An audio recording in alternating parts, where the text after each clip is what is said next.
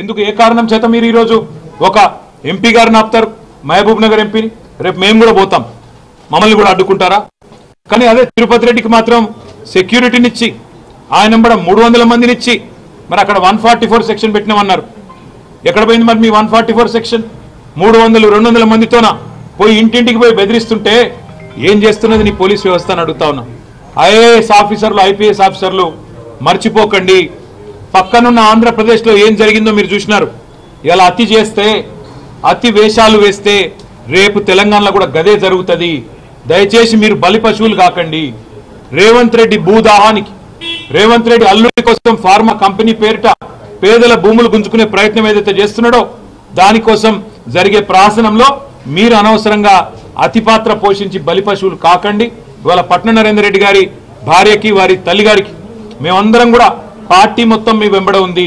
కేసీఆర్ గారి ఆదేశం మేరకు మేమందరం కూడా మీ దగ్గరకు వచ్చినామని చెప్పడానికి, అదేవిధంగా రేపటి రోజున ఏ పేద రైతులనైతే ఈ ప్రభుత్వం అరెస్ట్ చేసిందో వారి కుటుంబాలకు కూడా ధైర్యం చెప్పడానికి మేమందరం కూడా పోతాం.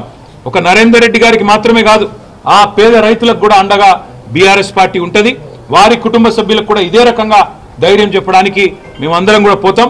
ఎవరు అడ్డుకుంటారో, ఎందుకు అడ్డుకుంటారో, ఎందుకు సెలెక్టివ్ రూల్స్ ఉన్నాయో ఈ రాష్ట్రంలో తప్పకుండా డీజీపీ, చీఫ్ సెక్రటరీ కూడా చెప్పాల్సి వస్తుంది.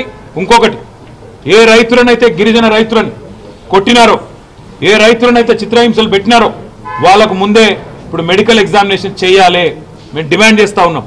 ఖచ్చితంగా ఒకవేళ కనుక ఈ మానవ హక్కులను ఆపకపోతే జాతీయ ఎస్సీ ఎస్టీ కమిషన్ దగ్గర కూడా పోతాం, జాతీయ మానవ హక్కుల సంఘం దగ్గర కూడా పోతాం. ఈ అంశాన్ని వదిలిపెట్టం.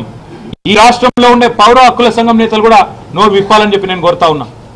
మరి ఇక్కడ గిరిజనుల మీద, దళితుల మీద, బీసీల మీద ప్రభుత్వం ఈ రకంగా విరుచుకోపడుతుంటే, ఈ రకంగా వాళ్ళ ఇళ్ల మీదకి పోయి స్వైర విహారం చేస్తుంటే మనం ఇప్పుడు గొంతు విప్పకపోతే, ఇప్పుడు వారి తరపున మాట్లాడకపోతే చరిత్రహీనులు అవుతారనే మాట కూడా ఈ సందర్భంగా నేను విజ్ఞప్తి చేస్తా ఉన్నా.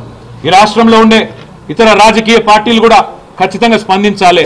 కమ్యూనిస్ట్ పార్టీలు కానీ, బీజేపీ కానీ, ఇతరులు కానీ ఇట్లాంటి అరాచకాలకు మనం అడ్డుకట్ట వేయకపోతే ప్రజాస్వామిక తెలంగాణగా ఉన్న వాతావరణాన్ని ఈ రకంగా కొంతమంది తమ స్వార్థం కోసం చెడగొడుతుంటే మనం చూస్తా ప్రేక్షక పాత్ర పోషిస్తే రేపు ఇదే ప్రమాదం మీకు కూడా వస్తుందనే మాట కూడా నేను వారికి కూడా విజ్ఞప్తి చేస్తా ఉన్నా. నేను ఈ సందర్భంగా మా నాయకులందరికీ, కొడంగల్ నాయకులందరికీ ఒకటే విజ్ఞప్తి చేస్తా ఉన్నా.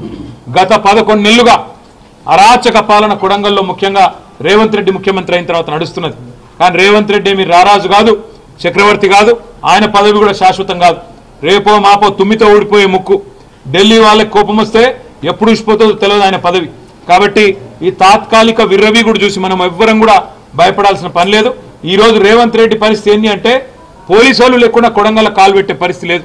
ఎక్కడ కొడంగల్ ప్రజలు తంతరో తెలియదు, ఆ పరిస్థితి ఆయన తెచ్చుకున్నాడు. ముఖ్యమంత్రి అయి కూడా కొడంగల్లో స్వేచ్ఛగా తిరగలేని పరిస్థితి ఉన్నది.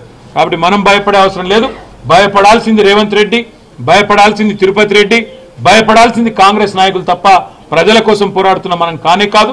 ఈ కష్టాలు, ఈ ఇబ్బందులు తాత్కాలికం మాత్రమే.